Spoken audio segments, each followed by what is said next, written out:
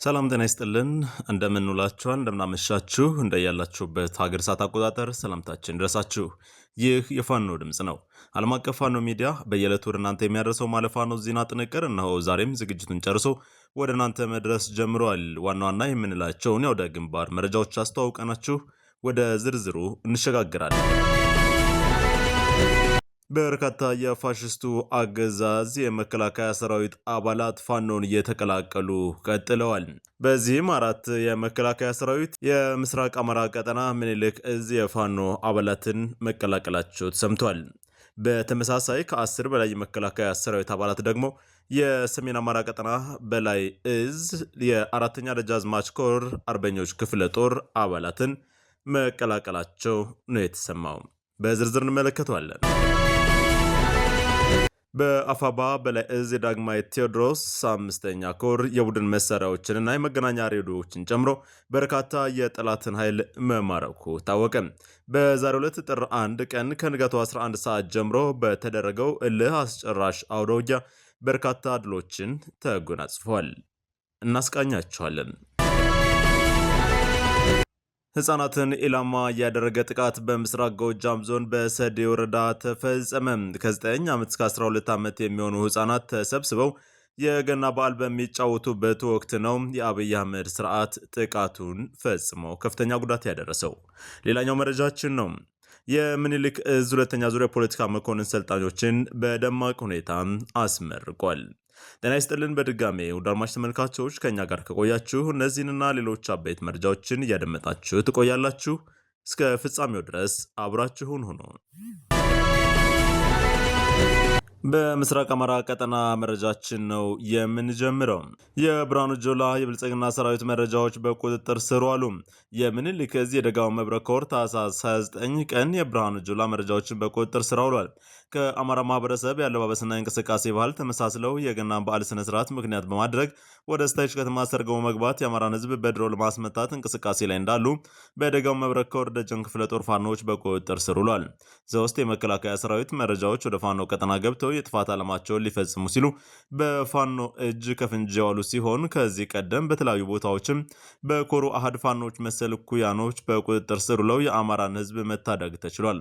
በቁጥጥር ስር የዋሉት የብርሃኑ ጁላ መረጃዎች ለምን ተግባር ከፋኖ ቀጠና እንደገቡ ሲጠየቁ የአማራ ህዝብ ተሰባስቦ የሚገኝበትን ቦታ ለላኳቸው አለቆቻቸው ለማሳወቅና ከዚያም በድሮን ማህበረሰቡን ጭምር ቢሆን መምታት እንዳለበት ነው ሲሉ ተናግረዋል። የአማራን ህዝብ እንደ ህዝብ ሊያጠፋ ፎግሮ የገባው የብልጽግናው መንግስት በአማራ ፋኖ በወቅቱ በመጣበት የኃይል ምላሽ እየተደመሰሰም ይገኛል ብሏል። የአማራ ፋኖ ብሔራዊ ኃይል አፋብኃ የደጋው መብረቅ ኮር ሚዲያ ክፍል ባጋራው መረጃ መሰረት ከዚሁ ጋር ወደ ተገናኘው ሌላኛው መረጃችን የምንሸጋገረው 4 የፋሽስቱ የብልጽግና አገዛዝ የመከላከያ ሰራዊት አባላቶች ባለሽርጡ ክፍለ ጦርን ተቀላቅለዋል። የብልጽግና አገዛዝ መከላከያ ሰራዊት 11ኛ እዝ 104ኛ ኮር የ35ኛ ክፍለ ጦርና 4ኛ ሻለቃ አሃድ የሆኑ 4 አባሎች ምስራቅ አማራ ኮር 1 ባለሽርጡ ክፍለ ጦርን ተቀላቅለዋል። የክፍለ ጦሩ አመራሮችም አቀባበል አድርገውላቸዋል። የፋሽስቱን አገዛዝ ብልጽግናን አውደ ውጊያ ጨምሮ በብዙ የጦር ግንባሮች የማፈራረሱ ሁለንተናዊ ተጋድሎ ተጠናክሮ የቀጠለ ሲሆን ሰራዊቱን የማፍረሱ ተግባር ደግሞ አመርቂ ውጤት እየተመዘገበበት ነው ብሏል። የምስራቅ አማራ ቀጠና የህዝብ ግንኙነት ክፍል ባጋራው መረጃ መሰረት በዚሁ ቀጠና ተደጋጋሚ የአገዛዙ ኃይሎች እጃቸውን ለፋኖ እየሰጡ ሊደርስባቸው ከሚችል ከፍተኛም ጥቃት ራሳቸውን እያዳኑ ስለመሆን ነው የገለጸው። በዚሁ የምስራቅ አማራ ቀጠና መረጃችን እንቆያለን። የምኒልክ እዝ 2ኛ ዙር የፖለቲካ መኮንን ሰልጣኞችን በደማቅ ሁኔታ አስመርቋል። የአፋብኃ ምስራቅ አማራ ቀጠና ምኒልክ እዝ ጻፌ ትእዛዝ አክሊሉ ሀብተወልድ የፖለቲካ መኮንኖች ማሰልጠኛ ማዕከል በምዕራብ ወሎ ግንባር ሰሞኑን በደማቅ ሁኔታ አስመርቋል። ይህን አስመልክቶም የንጉስ ሚካኤል አሊኮር ህዝብ ግንኙነት ኃላፊ አርበኛ ቃላ ወርቅዬ መልእክት አስተላልፏል። በቅድሚያ ውድ ተመራቂዎቻችን እንኳን ለዚህች ቀን አደረሰን።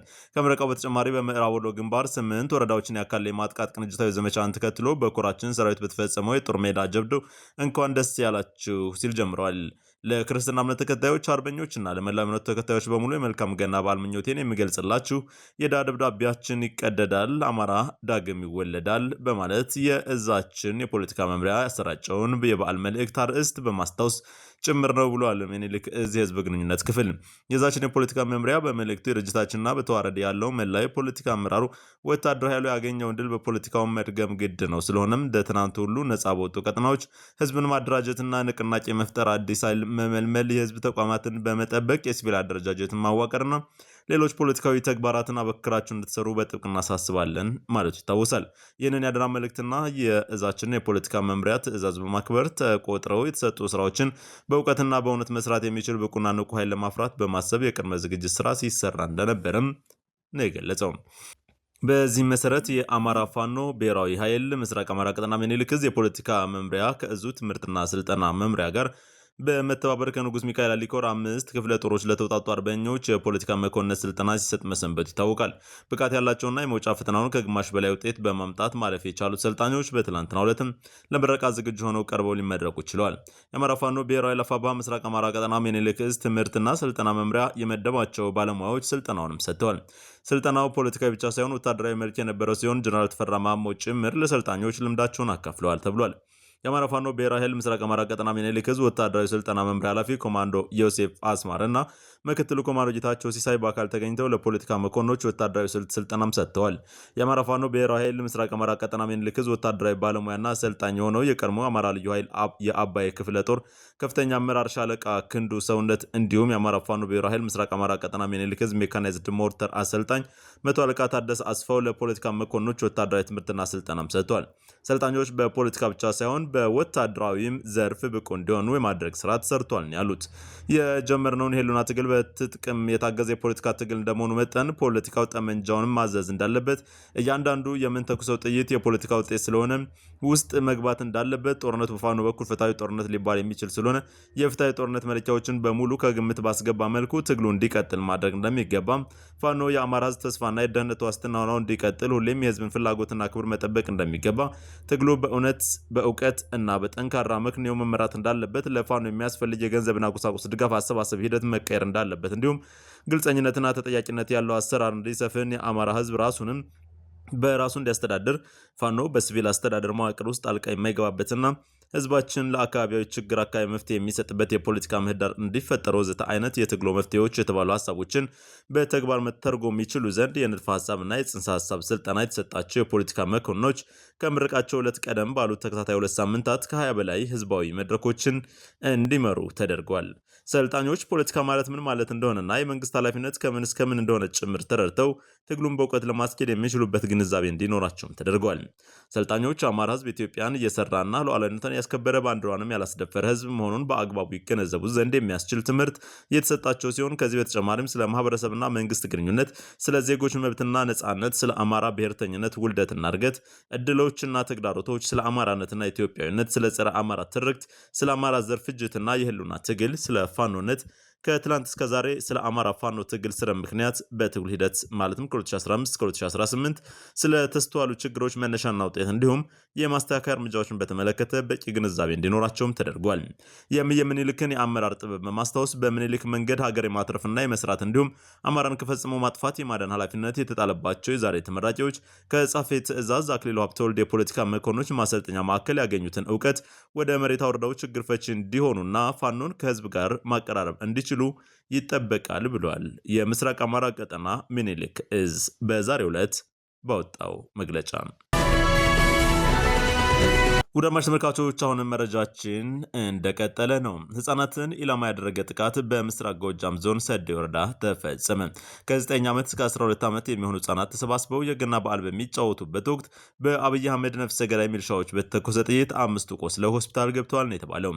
አታላይ ተሾመ የተባለ 11 ዓመት ታዳጊ፣ ኤርሚያስ ይርጋ የ12 ዓመት ታዳጊ፣ በቃሉ ሞላ 10 ዓመት የነው ስማቸው 9 ዓመትና ይረፉ አስናቀ 12 ዓመት ህጻናት በከባድ ሁኔታ ቆስለው ይገኛሉ።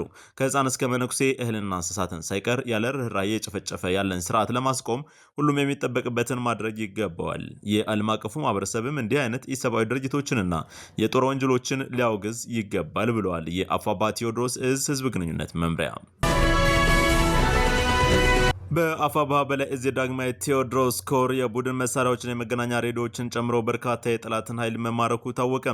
ዛሬ ጥር 1 ቀን ከንጋቱ 11 ሰዓት ጀምሮ ዳግማዊ ቴዎድሮስ ኮር አካሎች በምስራቅ በለሷ ጣይመን ከተማ ሰፍሮ የሚገኘውን የብልጽግናውን በር አስጠባቂ ሰራዊት በሶስት አቅጣጫ ወደ ካምፑ ዘልቆ በመግባት ሲያበራዩ ታርፍደዋል።